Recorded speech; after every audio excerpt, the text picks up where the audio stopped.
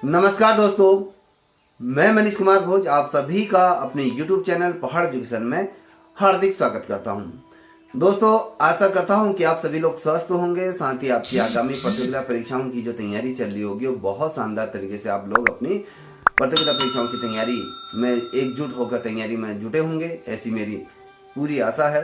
दोस्तों, मैं आज जो टॉपिक आप लोगों के जो बीच लेके उपस्थित हुआ हूँ वो टॉपिक मेरे उन तमाम छोटे बड़े भाई बहनों के लिए है जो प्रवक्ता संवर्ग भर्ती परीक्षा की तैयारी कर रहे हैं। साथ ही मेरे उन तमाम छोटे भाई बहनों की भी मैं बात करूंगा जो अन्य प्रतियोगिता परीक्षाओं की जो तैयारी कर रहे हैं। उन तमाम अभ्यर्थियों के लिए आज का टॉपिक बहुत ही ज़्यादा मार्मिक रहने वाला है।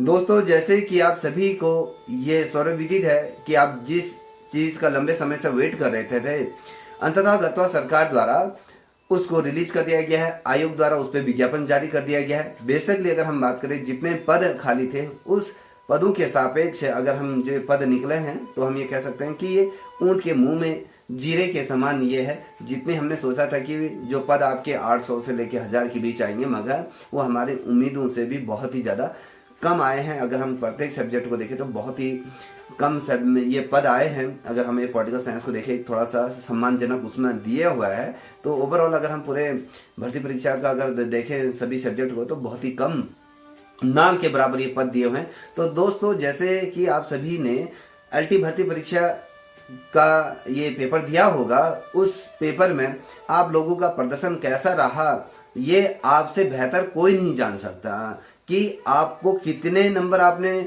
अर्जित करे हैं, कितने नंबर आपके आने चाहिए थे, किस हिसाब से आपने अध्ययन किया था। और उस तमाम चीज़ों को अगर देखें, उन तमाम परिदृश्य को देखें, तो अगर हम कहें तो बहुत ही अधिक अभ्यर्थियों का इसमें क्या रहा था, नकारात्मक कहीं ना कहीं परिणाम देखने को मिला था। या कहें जो उनके आंसर की के आधार पर जो नंबर जो मिलाए गए थे वो बहुत ही निम्न आ रहे हैं। जहाँ तक रही एलटी भर्ती परीक्षा की अगर हम बात करें, जो इसका रिजल्ट की बात करें तो रिजल्ट आपका ये लेके चलिए नवंबर के मध्य तक ये आने की ये पूरी संभावना है और दिसंबर तक इसमें जो डॉक्यूमेंट वेरिफिकेशन हो जाएगा। तो मैं जो बात कर रहा हूँ दोस्तों, वो आपके प्रवक्ता संवर्ग के अंतर्गत मैं बात करूंगा। देखिए, पद तो आ गए हैं। अब आप जो फॉर्म फिलअप करोगे उस फॉर्म को बहुत ही ध्यानपूर्वक सावधानी पूर्वक भरिएगा, कहीं पर त्रुटि ना हो जिसकी वजह से आपका फॉर्म रिजेक्ट हो जाए। और देखिए, अब मैं बात करूंगा मेन टॉपिक पे। अब मैं आ रहा हूँ। देखिए दोस्तों, विज्ञापन तो आ गया, फॉर्म भी शायद मुझे लगता है आप लोगों ने फिलअप कर लिया होगा। अब क्या रणनीति हमें अपनानी है कि ये जो भर्ती परीक्षा है इस भर्ती परीक्षा को हम क्रैक करें। सबसे पहले प्राथमिकता हमारी ये रहनी चाहिए। मैं जो देख रहा हूँ, जो हमारी जो क्लासेस चल रही हैं, जो ऑनलाइन मोड पे जो हम गूगल मीट के माध्यम से जो मैं क्लास प्रारंभ कर रहा हूँ, तो उसमें बहुत ही ज्यादा दयनीय स्थिति बनी हुई है। देखिए, हम अगर जहां तक देखें तो वहां पर जो वर्तमान समय में जो बच्चों का जो पढ़ने की तरफ जो रुझान है वो ना के बराबर है। अगर देखें उनका बौद्धिक स्तर की भी बात करें तो उनको छोटी छोटी चीजें पता नहीं है और चले हैं प्रवक्ता भर्ती परीक्षा की तैयारी करने के लिए।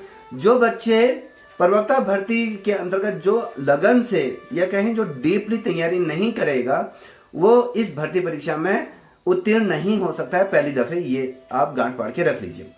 दूसरी बात है कि जो एलटी भर्ती परीक्षा में जो 51,000 लोगों ने जो फॉर्म फिलअप किया था उसमें से सिर्फ 1444 के आसपास जो पद आए हैं उतने ही लोगों का उसमें सिलेक्शन होगा। ये लेके चलिए 49,000 के आसपास जो अभ्यर्थी हैं वो क्या करेंगे, प्रवक्ता भर्ती की भी वो परीक्षा देंगे। अब जिस प्रकार से एलटी भर्ती परीक्षा में जो चीजें फेस की थी वही चीजें ना कहीं उससे भी ज्यादा चीजें फेस आपको प्रवक्ता संवर्ग के अंतर्गत करना पड़ेगा। अगर आपने प्रवक्ता संवर्ग का अगर सिलेबस देखा होगा एलटी के, अगर उसके साथ उसका समानांतर अगर तुलनात्मक अध्ययन करें तो एलटी का जो सिलेबस था वो बहुत ही ज्यादा निम्न था। देखिए, उसमें 50 नंबर का आपका क्या था, सब्जेक्ट था, साथ ही जो 50 नंबर का आपका टीचिंग एप्टीट्यूड से रिलेटेड सामान्य ज्ञान ये चीजें थी। अब आप देखिए यहाँ पर आपका सब्जेक्ट है ही नहीं पहली बार। अब यहाँ पर इतना ज्यादा भावसागर दिया गया है। अगर कोई ये कहता है कि मैं 2 महीने पढ़ के 3 महीने पढ़कर एलटी ने प्रवक्ता संवर्ग की भर्ती परीक्षा को करेक्ट कर दूंगा, तो वो एक सपना देख रहा है, खुली आंखों से वो सपना देख रहा है। उसके लिए आपको गहन अध्ययन करना होगा, बहुत ज्यादा आपको डीप जाना पड़ेगा, आपको अपने समय को उसमें देना होगा। मैं जैसे आपको ये कह रहा था ना कि जब हम क्लासेस चलाते हैं उसमें बच्चों को ये तक नहीं पता है कि वर्तमान समय में क्या चल रहा है। अगर मैं ये कह दूं कि वर्तमान समय में हमारे शिक्षा मंत्री कौन है, केंद्रीय शिक्षा मंत्री कौन है, बच्चे हाँफने शुरू हो जा रहे हैं। तो यहाँ तक छोटी छोटी चीजें नहीं आ रही। अगर हम कहें एनईपी 2020 की बात करें, 1968 की अगर जो है शिक्षा नीति है, या राधा कृष्णन आयोग की कहें, मुदालिर आयोग की बात करें, जो शिक्षा संबंधी जितना भी वो चीजें हैं, अगर वहां से भी क्वेश्चन अगर हम रख रहे हैं ना, बच्चे का नाम ले रहे हैं, अगर कोई जो गूगल मीट पे जो हम क्लासेस चल रहे हैं उसमें फलाना कोई बच्चा आ रहा है, तो मैं कह रहा हूँ कि उसका नाम पुकार रहा हूँ, तो वो डर के मारे वो लेफ्ट हो जा रहा है। तो इतनी क्षमता नहीं है कि बच्चों के अंदर की वो पढ़ाई कर सकते। अगर मैं कहूं, अगर इसमें से अगर 50,000 55,000 लोग अगर इसमें फॉर्म फिलअप करते हैं, तो उसमें से सिर्फ 3-3,500 लोग ही जो होंगे सिंसियरली तरीके से वो तैयारी कर रहे होंगे। तो मैंने इससे पूर्व आपको ये भी कहा है, तमाम जितने भी अभ्यर्थी है, मैंने ये आपसे ये कहा है कि आप लोगों की जो फाइट है वो सिर्फ बेरोजगार अभ्यर्थियों से ही नहीं है। आपकी जो फाइट है वो प्राथमिक स्तर पे जो शिक्षक नियुक्त है, जो माध्यमिक स्तर पे जो एलटी भर्ती परीक्षा में जो चयनित होकर गए हैं जो अभ्यर्थी, वो भी चाहते हैं कि प्रवक्ता समग्र में हमारी पदोन्नति हो, तो वो भी इस भर्ती परीक्षा की तैयारी में जुटे हैं। अगर मैं कहूं जितना भी हम क्लासेस चला रहे हैं उसमें सबसे ज्यादा जो उपस्थिति जो दर्ज करा रहे हैं वो आपके जो वर्तमान समय में जो टीचर लोग हैं जो कार्यरत है वो सर्वाधिक बढ़ चढ़ कर उसमें हिस्सा ले रहे हैं और वो ज्यादा पढ़ रहे हैं। अगर मैंने जो अध्ययन किया उसमें हमने ये देखा कि जो शिक्षक हैं वो जो स्कूलों में पढ़ा रहे हैं तो वो बहुत अधिक रुचि लेकर पढ़ रहे हैं और वो चीजों को समझने की कोशिश कर रहे हैं। जो बेरोजगार युवा है जिसको सबसे ज्यादा नीड जरूरत है वो क्या कर रहा है, क्लास चलती है उसमें मुआयना करने के लिए आता है, चला जाता है, मुआयना करता है, चला जाता है। उनको ये नहीं है कि मुझे अपने भविष्य में इस पद को हासिल करना है। कुछ ऐसे बच्चे भी हैं जिनकी ये जिद है कि मुझे इस भर्ती परीक्षा में मुझे अपनी एक सीट चाहिए ही चाहिए, चाहे वो 613 पद आए हैं तो 613 पद मुझे नहीं चाहिए, मुझे सिर्फ अपनी एक सीट चाहिए। ऐसे बच्चों का भी जो जज्बा है वो काबिल तारीफ है, वो ऐसे बच्चे भी हैं। मैं आप लोगों से इतना ही कहूंगा, अगर प्रवक्ता भर्ती परीक्षा की अगर तैयारी कर रहे हैं, अगर फॉर्म फिलअप कर रहे हैं तो उसके लिए जी जान लगाकर आपको तैयारी करनी है। अगर आपको पढ़ना नहीं है तो अपने माँ बापू का वो 200-300 रुपया जो खर्च कर रहे हो वो भी ना करें। वो आप डिजर्व नहीं करते हो वो अपने माँ बापू को 300-350 रुपया खर्च करने के लिए भी, क्योंकि आप करना ही नहीं चाहते हो। वो भी आप अभी इतने बड़े हो चुके हो, मैं कहूँगा कोई 30 साल का होगा, 35 साल का होगा, कोई उससे ऊपर का होगा। आज भी आप लोग अपने माँ बापों पे डिपेंड हो, अपने माँ बापों के छाती में दाल जैसे मूंग रहे हो, तो कहीं ना कहीं शर्म आनी चाहिए कि सर्वप्रथम ये होना चाहिए कि नहीं पापा मुझे इस बार आप 10,000 रुपये दे दी, मुझे वो तमाम जो परीक्षा से संबंधित जितने भी मटेरियल है उसको इकट्ठा कीजिए, तैयारी में जुड़ जाइए, आप अंडरग्राउंड हो जाइए। जब तक 6 अप्रैल तक आप दिन दुनिया से हट जाइए, दून दुनिया के लिए आप मर चुके हो, आपका अस्तित्व खत्म हो चुका है, आप अंडरग्राउंड हो जाइए। आपका दोस्त ये नहीं कहेगा तू कहाँ था क्या था, उससे कोई मतलब नहीं है। आप अपने जो घर में अपने जो चाचा चाची हैं अपने घर वालों के लिए भी मर गए हो। आपका कमरा जाने, आपका टेबल जाने, तो आप वहां पर दिन रात एक करो। कैसे नहीं होगा? जो भी यूपीएससी की जो तैयारी करते हैं वो बच्चे कैसे करते हैं, वो दिन रात एक करते हैं। आपको अगर प्रवक्ता समग्र की भर्ती परीक्षा को क्रैक करना है तो इतना ज्यादा भवसागर है, आपको डीप पढ़ना होगा। पहले ही बता रहा हूं, जैसे कि आप लोग वन लाइनर क्वेश्चन उठाते हो, जैसे उत्तराखंड पढ़ रहे हो, उत्तराखंड आप क्या करते हैं, जैसे अजय रावत की किताब है, जैसे परीक्षा वाणी जैसे किताबें हैं, आप उनको पढ़ना शुरू करते हो कि हाँ मैम परीक्षा वाणी को, परीक्षा वाणी क्या है, वो परीक्षा की जो अंतिम 1 महीना जो बचता है, 15 से 20 दिन जो बचता है, उसका रिवीजन के लिए आपको रखना है। आपने कितना अध्ययन कर लिया उसका वो आपका मूल्यांकन करने के लिए वो किताब बनी है। अभी उत्तराखंड में जितने भी प्रतियोगिता परीक्षाएं हो चुकी हैं उन प्रतियोगिता परीक्षाओं का वो संपूर्ण रूप से सार है, ये नहीं कि उसमें डीप लिया। आपको जो पढ़ना है परीक्षा वाणी आपका पढ़ना है। परीक्षा वाणी को आपने जो पेपर का 1 माह जब बच जाता है तो आपको तब उसको देखना है, आपको तब वो समझना है। आप ये समझोगे कि मैंने जो पढ़ा है क्या मुझे वो आ रहा है या नहीं आ रहा है, इससे ये आपका क्लियर हो जाएगा। दूसरी बात है कि आपको ऐसी किताबों का चयन करना है जो विस्तार से दिया होगा, क्योंकि आयोग जो अधीनस्थ सेवा चयन आयोग की तरफ पेपर नहीं बनाता है, वो बहुत डीप पूछता है। अगर आपको प्रागैतिहासिक काल, उत्तराखंड के प्रागैतिहासिक काल से संबंधित चीजें पूछ रहा है तो वो बहुत ज्यादा डीप पूछेगा। अगर ये पूछ सकता है कि उत्तराखंड में जो तांबा और जो कॉपर निकालने वाली जनजाति कौन थी, कौन सी जनजाति या कौन सी जाति उस कॉपर या तांबे को निकाला करती थी, तो आपको इतना गहराई से पढ़ना है। आपको बिनसरिया बुक बना, गोसाई जी की किताब है, जहां आपको विस्तार से दिया रहता है, जो टॉपिक आपको इतना विस्तारित दिया जाता है। अगर मैं कहूँ कतेरी वंश है या पवार वंश है या फिर आपके उत्तराखंड का स्वतंत्रता संग्राम आंदोलन की बात, जहां बहुत ज्यादा विस्तार से दिया, प्रत्येक जो स्वतंत्रता संग्राम सेनानी है उसके बारे में अगर बहुत डिटेल में दिया गया है तो उन चीजों को पढ़ो, वहां से आपका कॉन्सेप्ट क्लियर होगा।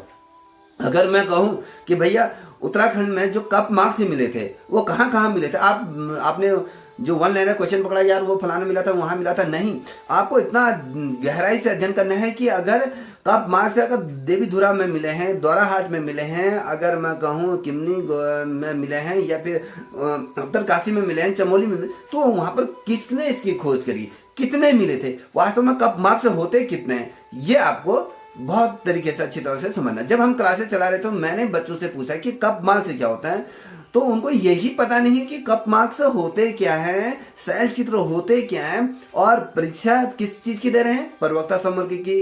तो मैं पहले ही कह रहा हूं आपको अपनी रणनीति बनानी होगी। आप लोगों के लिए अब ये त्योहार आ रहे हैं ना, आपका ये लेके चलिए जो अप्रैल का महीना 6 अप्रैल को आपका पेपर है, तो 6 अप्रैल कब आ जाएगा आपको समझ में नहीं आया। आपका जो प्रवक्ता संवर्ग का जो सिलेबस दिया है वो बहुत ही व्यापक दिया हुआ है, चाहे मैं पॉलिटिकल साइंस की बात करूँ, हिस्ट्री की बात करूँ, इकोनॉमिक्स की बात करूँ, या फिर मैं ज्योग्राफी की बात करूँ, हिंदी की बात करूँ, टीचिंग एप्टीट्यूड की बात करूँ, शिक्षा व्यवस्था की बात करूँ, उत्तराखंड की बात करें, या फिर आपका जो तमाम जितने चीजें दे रखी हैं, समसमय की घटना दे रखी हैं, अगर इतना चीजें दे के रखी हैं, ये 2, 3, 4 महीने में होने वाला नहीं है। अगर आप उत्तराखंड को भी ढंग से पढ़ना शुरू करोगे तो उसके लिए भी 2-3 महीने आपको चाहिए बहुत शानदार तरीके से करने। अब आपके पास समय बहुत ही ना के बराबर है, और जो सिलेबस है वो भवसागर की तरह है। तो आपको अपनी रणनीति बनाना पड़ेगा, आपको टाइम टेबल सेट करना पड़ेगा, आपको अपने टाइम टेबल के आधार पर आपको पढ़ना पड़ेगा। ये नहीं कि आप ये सोच लीजिए आपके लिए तीज त्योहार कुछ नहीं है। देखिए, मैं बेसिकली जो मैंने अनुभव किया, जो एक लड़का होता है ना, आज की डेट में लड़का होना बहुत बड़ा अभिश्राप जैसा हो गया। कम से कम महिला जो बहनें हैं, कम से कम बहनें हैं तो उनको उतना फिक्र नहीं है अपने भविष्य, क्योंकि उनको पता है कि जिसके साथ मेरी शादी होगी कहीं ना कहीं वो चीजें मेरे लिए करेगा। और सबसे ज्यादा आज की डेट में जो सबसे ज्यादा जो दंश जो झेल रहा है वो हमारे युवा साथी हैं। आज वो इतने ज्यादा डिप्रेशन में है, करेगा क्या। अगर किसी ने नेट जीआरएफ भी किया है, नौकरी नहीं लग रही, पीएचडी तक करी है तो नौकरी नहीं लग रहा, बगल वाला क्या करे, अरे श्यामदा आपके लड़का आजकल क्या कर रहा है, हाय इतना पढ़ लिया है उसके बावजूद भी घर में ही बैठा है। तो कहीं ना कहीं ये जो दूसरों की जो बातें होती हैं तो वो कहीं ना कहीं वो ऐसे तीर की भांति चुभता है, जिससे कि बच्चा अंदर ही अंदर क्या होता है, घुटता रहता है, कहीं ना कहीं उसमें इतना ज्यादा डिप्रेशन बनता है। अंततः गत्वा क्या करता है, वो अपने आप को, अपनी लीला को समाप्त करने की कोशिश करता है। तो कहीं ना कहीं आज के युवाओं पे इतना ज्यादा भार है, उसको अपने घर को भी देखना, अपने माता पिताओं को भी देखना। अगर गरीब है तो, अगर जो आज के डेट में जो बच्चा गरीब है ना, गरीब के पास सबसे बड़ा जो हथियार है वो उसकी जो पढ़ाई है, जो उसकी जो शिक्षा है वो उसका है। गरीब होना कोई बड़ी पाप नहीं है। अगर आप गरीब होकर, गरीब पैदा होकर और गरीब मर गए, ये सबसे बड़ा दुर्भाग्य आपका है। गरीब हो इसमें आपका दोष नहीं है, मगर आप गरीब होकर मर गए तो इसमें सबसे बड़ा दोष आपका है, क्योंकि आपने सही समय पर सही चीजें नहीं करी, सही समय पर सही तैयारी नहीं करी, सही तरीके से सही चीजों को समझे नहीं, सही तरीके से सही कंटेंट नहीं पढ़ा आपने। तो ये आपका दोष है। जो युवा है ना, जितना भी युवा, किसी 2 युवाओं के बीच अगर आप पूछिएगा कि यार बेरोजगारी क्या है, मुझे लगता है कि आज बेरोजगार जो वो है ना, अंदर तिल तिल मर रहा है। ऐसा ना करें, तो ऐसा करने से तो अच्छा है कि हम एक ही बार क्यों ना तैयारी करें। जो हम बार बार जो अन्य प्रतियोगिता परीक्षाओं की जो तैयारी कर रहे हैं, तो एक बार जमकर तैयारी, एक बार जम के बैठ के तैयारी क्यों ना करें। एक बार अगर हम जमकर बैठ के तैयारी करें तो कैसे नहीं होगा हमारा सिलेक्शन, निश्चित रूप में होगा। कोई भी ऐसी कायनात नहीं है जो आपको उस परीक्षा में सफल होने से रोक सकती है। अगर जब आपने ठान लिया है ना कि मैं इस चीज को करके रहूंगा, तो निश्चित रूप में वो चीज आप करके दिखा भी दोगे। आप अगर देखिए, मान लीजिए मैं हूं, अगर मैं अभी जॉब में नहीं हूं, 2 पल के लिए सोच लीजिए, मुझे अपनी तैयारी किसको मद्देनजर रख कर करनी है? मुझे अपने लिए तो जो लड़का है ना, जो भी कोई बेरोजगार युवा है, उसके सपने कभी जिंदगी में पूरे हो ही नहीं सकते हैं। जो उसने सपना देखा होता है वो सपने कभी पूरे नहीं हो सकते, क्योंकि वो इतने जिम्मेदारियों के बोझ के तले उतना दबा है कि अगर उसकी नौकरी लग भी जाती है तो उन दायित्वों को निभाने में ही उसकी पूरी जिंदगी व्यतीत हो जाती है। जो उसके सपने होते हैं वो सपने कभी भी साकार नहीं हो पाते हैं।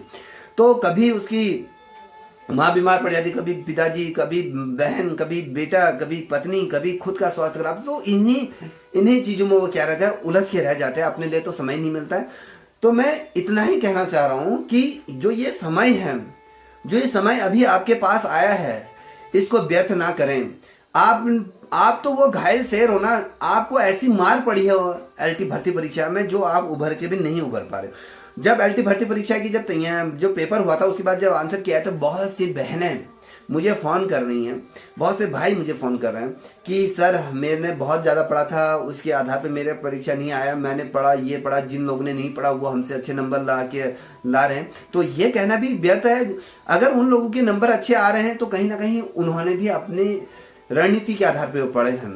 ये नहीं कि किताबों के साथ पढ़ना, मान लीजिए आप 4 घंटे पढ़ रहे हो मगर आपको 5 मिनट तक का भी याद नहीं है, तो ऐसा ना पढ़े। अगर आप 1 घंटा भी पढ़ रहे हो तो उसको इस तरीके से पढ़े कि आपको लंबे समय तक वो याद रहे।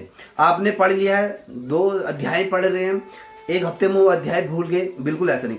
अगर आप क्षण भर के लिए भी पढ़ रहे हो, अगर मान लीजिए आप 2 घंटे पढ़ रहे हो, तो 2 घंटे में से आपका जितना भी पढ़े उसे ध्यान केंद्रित होकर पढ़िएगा। आज की डेट में सबसे बड़ा जो दुश्मन है, इस दुश्मन को अपने आप से दूर रखिए। देखिए, जो आपके मोबाइल में अगर व्हाट्सएप है, तो व्हाट्सएप को जो भी बच्चा अगर परीक्षा की तैयारी कर रहा है, तो उसके जब तक वो जब किसी पद पर अगर नहीं काबिज होता है, तब तक के लिए ना उसके लिए सोशल मीडिया है, ना उसके लिए इंस्टाग्राम है, ना उसके लिए व्हाट्सएप है। इन चीजों से दूरी बना लीजिए। अगर जो बच्चा इन चीजों में रह गया, ये नर्क की तरफ वो बढ़ रहा है, या कि अपने जिंदगी के वो गर्त की तरफ वो कदम कर रहा है। अगर आप परीक्षा की तैयारी कर रहे हैं तो सबसे पहले आप क्या कर दीजिए, अपने मोबाइल से व्हाट्सएप को डिलीट कर दीजिए। पहली प्राथमिकता आपकी होनी चाहिए, कितना भी आपका काम क्यों ना है, तो सबसे पहले आपकी प्राथमिकता होनी चाहिए कि आप सबसे पहले आप अपने मोबाइल से व्हाट्सएप को डिलीट करो। फिर उसके बाद जो आपका इंस्टाग्राम है, वो इंस्टाग्राम को भी डिलीट करो। आपके फेसबुक है उसको भी डिलीट करें।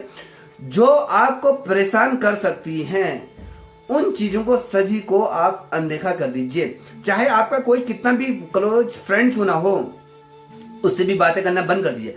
कभी अपने जो करीबी, जो जितना भी, चाहे वो लड़का हो लड़की हो, कभी अपने करीबी दोस्तों को आप कहोगे कि मेरा दोस्त तो बहुत ज्यादा मेरे लिए वो कर सकता है, कभी उसको आप आजमाइए। कभी ये करिए कि यार मुझे 10,000 की जरूरत है, दोस्त मुझे क्या दे सकता है? वो कहेगा यार मेरे पास तो अभी है ही नहीं, 2 दिन पहले कहा होता तो मैं आपको कर देता। तो इस तरीके से आजमाइए। कोई भी किसी का साथ नहीं देता। जो हमारे 2 ये हाथ पैर जो दिख रहे हैं ना, यही हमारे असली क्या है, जीवन साथी है। अगर हम कहेंगे ना हमारी जो पत्नी भी होती है वो भी हमारी जीवन साथी नहीं है। वास्तव में जो जीवन का जो वास्तविक जो हिस्सा है वो हमारे ये 2 हाथ 2 पैर, यही हमारे क्या है, ये साथी है, जहां से हम अपने जीवन को आगे अग्रसर कर सकते हैं। तो इस चीज का हमेशा मन रखिएगा। पढ़ाई का रणनीति बदलिए, टाइम टेबल सेट करिए कि मुझे सुबह अगर 8-8 घंटे भी पढ़ते हो तो कोई फर्क नहीं, 10-10 घंटे भी पढ़ते हो, 12 भी घंटे पढ़ते हो, कोई वो नहीं है। सेट कर लीजिए 2 घंटे मुझे उत्तराखंड देना है, 2 घंटा मुझे टीचिंग एप्टीट्यूड देना है, 2 घंटे मुझे पॉलिटिकल साइंस पढ़नी है, 2 घंटे मुझे हिस्ट्री पढ़नी है, 2 घंटे मुझे ज्योग्राफी पढ़नी है। और साथ ही अगर मैं कहूँ, जब आप थक जाते हो तो अगर कोई सब्जेक्ट को लगातार मत पढ़िएगा। पहली मैं बता रहा हूँ, अगर मान लीजिए आप पॉलिटिकल साइंस में बैठ गया हो या उत्तराखंड पढ़ना शुरू कर दिया, आप उसको 4 घंटे लगातार पढ़ें, ऐसा बिल्कुल भी ना करें। पढ़ना है तो सिर्फ 2 घंटे पढ़िए। 2 घंटे भी पढ़ोगे तो एकाग्रचित्त होकर, चाहे 1 घंटा ही क्यों ना पढ़ लो, एकाग्रचित्त होकर, ध्यान केंद्रित होकर आपको क्या करना है, अध्ययन करना है। ये नहीं कि आप पढ़ रहे हो, ध्यान कहीं वहाँ, यार मेरा दोस्तों को वहाँ गया है, अरे यार मुझे तो वहाँ पर जाना था, अरे मेरी तो वहाँ गर्लफ्रेंड वेट कर रही थी, अगर मेरा बॉयफ्रेंड वहाँ वेट कर रहा था। अगर ये चीज़ें आपके दिमाग में चीज़ें कौतूहल मचा रही हैं तो सोच लो आपका ध्यान पढ़ाई में नहीं। अगर आपका पढ़ाई में ध्यान है या नहीं है, सबसे पहले आप अपने आप को आजमाने की कोशिश कीजिए। इस चीज़ को मनन तो करिए एक बार, जो मैं कह रहा हूँ इसको आजमा के देखिए। तभी क्या करिए, एकांत होकर बैठिए, आंख बंद करके बैठिए। आप आंख बंद करके एकाग्रचित्त होकर सोचिए कि आपके मन में किसी भी प्रकार का कौतूहल ना हो। आपका जो मन है वो आपके बस में है या नहीं है, आपका शरीर आपका साथ दे रहा है नहीं दे रहा है, पहले इसका ध्यान दें। अगर जब आप ध्यान में बैठे हो या फिर एक बार एकाग्रचित्त ध्यान में नहीं भी बैठे हो, आराम से बैठे हो, इस चीज का मनन करो कि ये सोचिए कि आपका मन कहाँ कहाँ विचलित हो रहा है। अगर ये लेके चलिए कि आप जब शांत चित्त होकर बैठ रहे हो, किसी भी बारे में नहीं सोच रहे हो, अपने आप को ये सोचिए कि अनंत में, एक जीरो में या अनंत की गहराइयों में हो, तो वहां पर आपके कुछ भी नहीं होना चाहिए। आपके मन में चल रहा है, अगर शांत में बैठे हो, आपको आपकी मम्मी की याद आ रही है, यार मेरी ये मम्मी की तबीयत खराब हो रही है, मेरे पिताजी की तबीयत खराब हो रही है, मेरे फलाने का ये होता है, और मुझे तो वहाँ जाना था, और मेरे को तो वहाँ पर वो करना था। अगर ये चीज़ें चल रही है तो ये सोचिए कि जब आपका जो मन है, जब आपके शरीर आपके बस में नहीं है, तो क्या आप खाब किताबों को अध्ययन करोगे? सबसे पहले अपने आप में कॉन्सेंट्रेट होना सीखिए। अगर जिस दिन आपने अपने आप में एकाग्रचित्त अपने आप में फतह हासिल कर ली है, तो आप ये जो कॉपी किताबें हैं ना, वो आपके सामने कुछ भी नहीं है। तो मेरा कहने का मतलब है कि आप इन चीजों को बेसब्री ही ध्यान केंद्रित करके ही पढ़िएगा। और दूसरी बात, मेरी एक चीज ध्यान रख लीजिएगा, बहुत से लोग कह रहे होंगे बकवास कर रहा है, तो जिसको लगता है तो वो कहे। जो बच्चा इसको समझने वाला होगा उसके लिए इशारे ही काफी हैं। जो बच्चा इसको देख रहा है, मुझे लगता है कि 100% वो मेरी बातों से सहमत होगा। तो मैं आज आपके सामने इसलिए उपस्थित है, बहुत से बच्चों द्वारा ये कहा गया था सर एक मोटिवेशन वीडियो या इस पे किस प्रकार से हमें रणनीति तैयारी करनी है उस पर बना दी, तो मैं उन बच्चों के लिए कह रहा हूँ। मैं उन नालायक बच्चों के बारे में बिल्कुल भी बात नहीं कर रहा हूँ जिसके मन में मेरे प्रति या सोचेगा बड़ा आ रहा है। अरे मैं बड़ा आ रहा हूँ या नहीं आ रहा हूँ ये मैं जानता हूँ। हाँ, अगर आप कहोगे बड़ा आता है, हाँ मैं क्यों नहीं आया हूँ, क्योंकि मैंने मेहनत करी है, मैंने परीक्षा को उत्तीर्ण करी, दो चाचा नौकरी करके बैठा हूं, तो इसलिए मेरे अंदर घमंड नहीं होगा। क्या तुम्हारे अंदर घमंड होगा जो अभी तक अपने माँ बाप के टुकड़ों में पल रहे हो? घमंड होगा, क्यों नहीं होगा भैया? पढ़ा है, लिखा है, एकाग्रचित्त होकर अध्ययन करा है, घमंड मेरे अंदर नहीं होगा क्या आपके अंदर होगा? ये घमंड तुम्हारे अंदर भी होगा जब आप वो परीक्षा को उत्तीर्ण कर लोगे, शान से उठोगे, शान से क्या हो गया, आपके समाज में इज्जत होगी। देखिए कभी भी चाहे समाज में कोई भी लड़का हो या लड़की, चाहे वो पीएचडी करके बैठी हो, चाहे वो जीआरएफ क्वालिफाई क्यों ना, बड़ी बड़ी परीक्षाएं जो योग्यताएं धारण क्यों ना कर ली हो, मगर उसकी समाज इज्जत नहीं करता है। अगर देख लिए कोई भी ताना मार सकता है, कहेगा यार अरे शर्मा जी आपकी लड़की आजकल क्या करी है, वो कहेगा यार मेरी बेटी ने पीएचडी करी है, नेट क्वालिफाई किया है, यूसेट क्वालिफाई किया है, इतना किया है तो अभी नौकरी में नहीं है। तो लास्ट में क्या है, एक शब्द आया कि नौकरी। तो आज की डेट में जो लोग भी उसी को सलाम करते हैं जिसके बाद एक औहदा होता है, कोई पद होता है। अगर चपरासी के बाद भी अगर एक चपरासी सरकारी नौकरी में ना, वो भी समाज में उच्च पद पर क्या है, प्रतिष्ठित है, उसके भी समाज में एक इज्जत है। मैंने कहा ना कि जो एक युवा है, जो बेरोजगार युवा है, उसकी समाज में किसी भी प्रकार की कोई भी वैल्यू नहीं है। देखिए वो एक शून्य, एक जो जीरो होता है उसके भांति है। अगर आपने अगर मान लीजिए समूह का निकाल दिया, चपरासी का भी अगर पद निकाल दिया, तो समाज में कर रहे हैं यार आपका बेटा तो वहां पर है, अच्छा सरकारी नौकरी में है, तो एक अंदर से एक बहुत अच्छी फीलिंग आती है उन लोगों की, यार हाँ माँ बाप भी कहेंगे मेरा बेटा वहां कार्यरत है, मेरा बेटा फलानी जनपद में है। ये कब आएगा, जब आप तैयारी करोगे।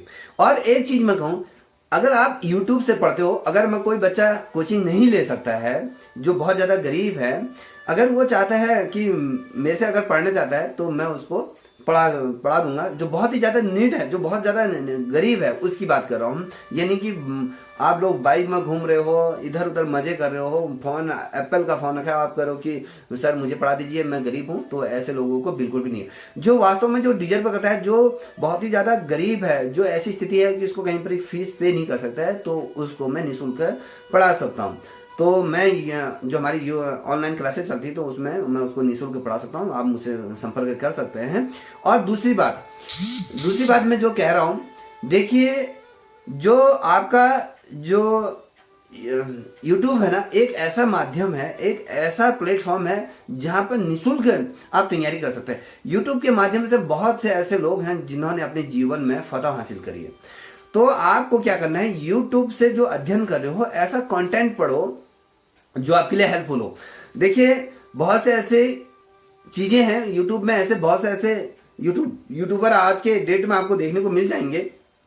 अगर समाज में अगर 10 लोगों के साथ आप सर्वे करते हो तो 10 में से 2 लोग आपको क्या मिल जाएंगे, यूट्यूबर मिल जाएंगे जो पढ़ाना शुरू करते हैं। ऐसे लोगों से पढ़िए जो अपने जीवन में सफल हो चुके हैं। ऐसे लोगों से मत पढ़िए जो अपने जीवन में सफल ही नहीं है। वो आपको क्या खाक सफल करेंगे?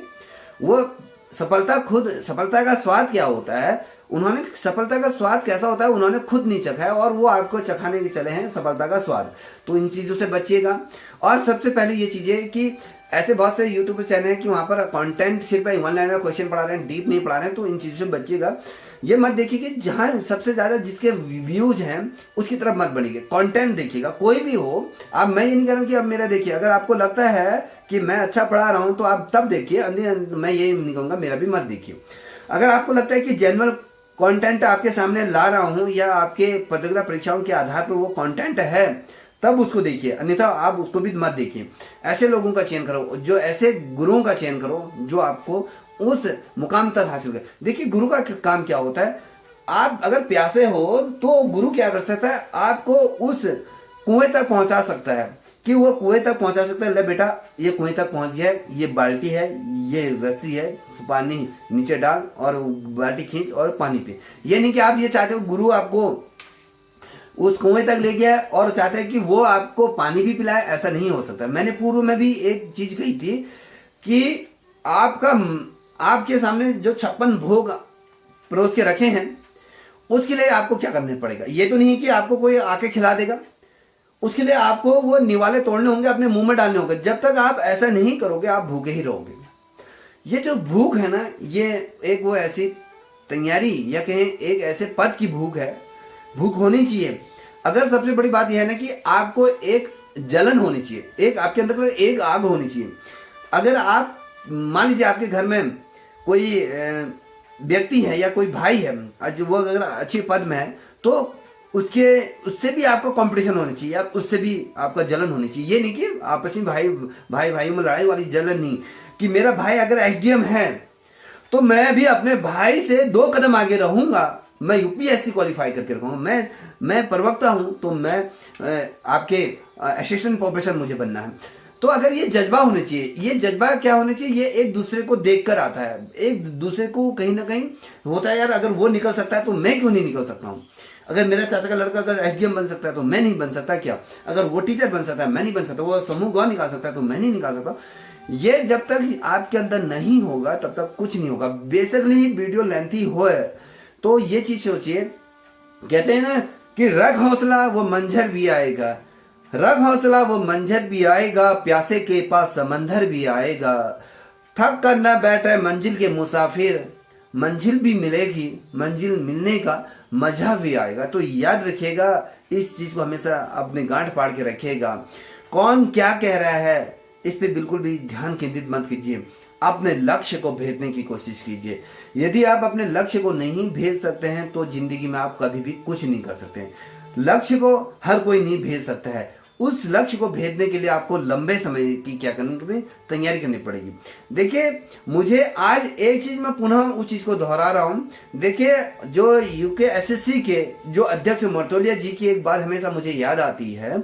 उन्होंने कहा था कि जो बच्चा ये समझता है कि आज विज्ञापन आएगा, आज के बाद मैं किताबों का चयन करूंगा, उसके बाद मैं अगले महीने 2 महीने बाद तैयारी करूंगा, उसकी मैं तैयारी करूंगा, वो बच्चा कभी भी अपनी जिंदगी में वो परीक्षा क्रैक नहीं कर सकता। वो बच्चा निकलता है जो लंबे समय से उस भर्ती परीक्षा की तैयारी में लगा हुआ है, जो लंबे समय से उन चीजों को लेकर चल रहा है कि हाँ यार ये चीजें होंगी तो उसकी जो तैयारी है। आप लोग तैयारी आप पढ़ाई शुरू कर रहे हो और बच्चों का क्या कोर्स कंप्लीट हो चुका है, वो रिवीजन की तरह बढ़ रहे हैं। ऐसे बहुत से हमने अगर हम बात करें, हमने तो हमारा अपना पहली यूनिट हमारी खत्म हो चुकी है। ऐसे बच्चे आप अगर अभी शिक्षा व्यवस्था या टीचिंग एप्टीट्यूड देख रहे होगे तो हमारे जो बच्चे हैं तो वो बच्चे उन चीजों को रिवीजन के तौर पे वो चल रहे होंगे। तो ये लेके चलिए कि आपको इतने शानदार तरीके से अध्ययन करना है, इतने शानदार तरीके से पढ़ना है कि आपको वो मुकाम हासिल हो। पहली कह रहा हूं कि आपके पास समय कम है, ना आपके पास तीज हो, ना त्योहार, ना होली, ना दिवाली, आपके लिए कुछ नहीं है। जब तक आप अपनी जिंदगी में सफल नहीं हो जाते तब तक आपके लिए कोई भी त्योहार नहीं है, कोई भी तीज त्योहार नहीं है, किसी भी पार्टी में सम्मिलित होने का आपका नैतिक दायित्व तो नहीं बनता है, आप किसी भी समारोह में सम्मिलित होने का आपका दायित्व तो नहीं बनता है। क्यों नहीं बनता है? क्योंकि अभी आप अपनी जिंदगी में सफल नहीं हुआ। जिस दिन आप सफल हो जाओगे तो निश्चित रूप में आप क्या करोगे, उन चीजों में आप बढ़ चढ़ कर हिस्सा लो, कोई भी रोकने वाला नहीं। अपनी जिंदगी में अगर सफल हो गया, जो आपने सोचा है वो करिए, मगर जब तक सफल नहीं है ना आपके लिए, अभी देखिए ना, अब कुछ एक हफ्ते बाद आपका क्या होगा, ये लेके चलिए दिवाली शुरू हो जाएगी, आपका आधा समय तो दिवाली में चला जाएगा, 10-15 दिन तक वो दिवाली का घुमार आपके दिलो दिमाग में रहेगा। उसके बाद क्या होगा, फिर नया साल आ जाएगा, फिर लड़के नए साल की तैयारी में जुड़ेंगे। 25 तारीख से वो फिर दिसंबर में क्या करेंगे, अपनी तैयारी में जुट जाएंगे। फिर जाके 1-2 तारीख तक उनका, 5-6 तारीख तक उनका नशा ही रहता है कि भैया हाँ वो घुमार ही नहीं होता था। फिर आता है जनवरी के माह आता है, फिर ठंडा, एक इतना ठंडा होता है, फिर कहोगे कुड़कुड़ाना शुरू हो, यार ठंडा लग रही है, अब मैं आग और मेरे को पढ़ाई नहीं जा रहा है, ठंडा हो रही बहुत ज्यादा, बिस्तर में बैठ के पढ़ रहे हो। फिर पता चल रहा है नींद कब आ गई, आपका तो जो सिलेबस है वो धरा का धरा रह गया। और साथ ही अगर मैं बात करूं, आप क्या करोगे, फिर उसके बाद जब फरवरी आएगा, फरवरी फर करके चले जाती है, पता ही नहीं चलेगा कब होगा। फिर जाके आपका मार्च आता है, मार्च में किसी के बच्चों के घर परीक्षाएं होंगी, किसी की बोर्ड परीक्षाएं होंगी, तमाम चीजें होंगी, तो समय कब गया। और लास्ट में आएगा, फिर कहोगे यार सिलेबस इतना ज्यादा है, जैसे एलटी भर्ती परीक्षा के कह रहे थे कि पेपर इतना है कि सरकार को बार बार टैग किया जा रहा था। एक जो आपने ट्रेंड चलाया था कि भर्ती परीक्षा अभी पीछे जाना चाहिए, हमें समय नहीं मिला है, अभी हमने फॉर्म ही फिलअप करे हैं, इतना ज्यादा सिलेबस दे दिया, समय कम है। तो भैया एलटी का तो सिलेबस कम था, यहाँ पर तो ज्यादा है, तो फिर आप वहां पर आयोग को भी ये लिखोगे कि अभी हमें इतना ज्यादा सिलेबस है, इतना कम समय मिला है। तो कम समय कैसे मिला है भैया, इतना समय तो मिला है ना, दिन रात एक करिए, पढ़ नहीं रहे हो। 31 बनाना है आपको, दिवाली बनानी है, होली बनानी है, आप जो घुघुती बनाने हैं, फिर बहुत ढेर सारे से हमारे त्योहार है हिंदुओं के, तो उन त्योहारों में ही उलझ के रह जाओगे, पढ़ोगे कब फिर। तो ये लेके चलिए, जब तक मैं ये कह रहा हूँ कि अंततः मैं यही कहूंगा कि जब तक आपके जीवन में, जब तक आप सफल नहीं हो जाते, तब तक कोई तीज त्योहार आपके लिए नहीं होने चाहिए, जब तक मुकाम हासिल नहीं हो जाता है। बेशक ही इसमें बहुत से ऐसे बच्चे होंगे जिन बच्चों को मेरी बातें किसी तीर के भांति चुभ रहे होंगे, तो तीर की भांति तो बेशक चुभनी भी चाहिए। जो बच्चे को ये बातें ना चुभे तो वो बच्चा नहीं है। चुभनी, जब तक आपको मेरी बातें चुभेंगी नहीं तब तक आपके अंदर वो मोटिवेशन नहीं आएगा, करने का जज बनेगा। जब तक आप कहते हैं ना कि जब घायल सिर होता है वही जानता है कि मुझे अब उठकर एक बेहतर फाइट करनी है और अच्छा शिकार करना है। तो ये जब तक नहीं होगा, एक शेर की भांति आप अगर जब तक नहीं उठोगे तब तक कुछ नहीं होगा। अभी आप वो घायल शेर हो, अभी आप एलटी भर्ती परीक्षा के ऐसे थपड़े से आप गुजरे हो, ऐसे चीजें आपके साथ हुई हैं जो आप घायल शेर है। आप घायल हो तो उसको अपने आप को रीजनरेट करिए, अपने आप को एकाग्रचित्त होकर पुनः ऐसी तैयारी करिए कि आने वाला जो परीक्षा फल होगा उसमें आपका नाम अवश्य होगा। मैं ऐसी आशा करता हूँ, मेरी ऐसी तमाम आप लोगों से ऐसी मेरी शुभकामनाएं हैं आप कि बहुत अच्छी तरीके से तैयारी करें, बहुत बेहतर तरीके से आप पढ़िए। मैं चाहूँगा कि परमपिता परमेश्वर से मैं ये विनती करूँगा कि आप जो पढ़ रहे हो आपको याद रहे, और साथ ही आपकी जो परीक्षा है वो बहुत शानदार तरीके से आप ये परीक्षा पर अपना स्थान बनाएं। आज के लिए इतना ही। यदि आपको इस वीडियो में कहीं पर भी कोई टूटी या मेरे द्वारा कुछ ऐसी चीज़ें कही गई होंगी जिससे आपको हर्ट हुआ होगा तो उसके लिए मैं आपसे क्षमा प्रार्थी हूँ, तब मुझे क्षमा कर दिया। अगर आपको ये वीडियो अच्छी लगी हो तो प्लीज़ इस चैनल को भी आप क्या करें, लाइक शेयर अवश्य करें। तब तक इतना ही। जय हिंद, जय भारत, जय उत्तराखंड।